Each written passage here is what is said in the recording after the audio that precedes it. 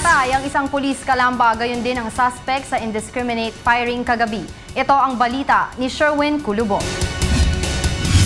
Dead on arrival si PO2 Alvin asignado ng Calamba Police matapos makipagpalitan ng putok kagabi sa suspect sa indiscriminate firing sa Barangay Parian, Calamba, Laguna.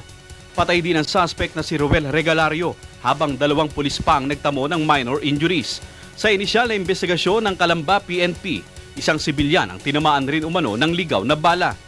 Agad itong nagsumbong sa mga otoridad kaya madaling natunto ng kinaroroonan ng suspect na nasa pareho ding barangay. Oras na yun? Nakakahiga po ako at maaga nga akong nahiga po. Maaga ka nahiga. Mga anong oras po? Mga 8:15 po. 8:15 daw mainit. Anong...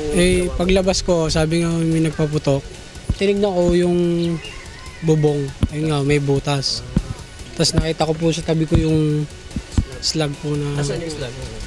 At yun po ay bunsod doon sa report dito na mayroong indiscriminate firing doon na may allegedly may tinamaan din ng stray bullet.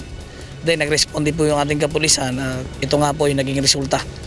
Kinilala naman ng pamahalang lungsod ang kabayanihan ng napatay na pulis at pagkakalooban ng tulong pinansyal ang pamilya nito. To be a peacemaker, you have to accept na meron din talagang mga mabubuwis na buhay for the country. That's Sherwin Kulubong, UNTV News Worldwide.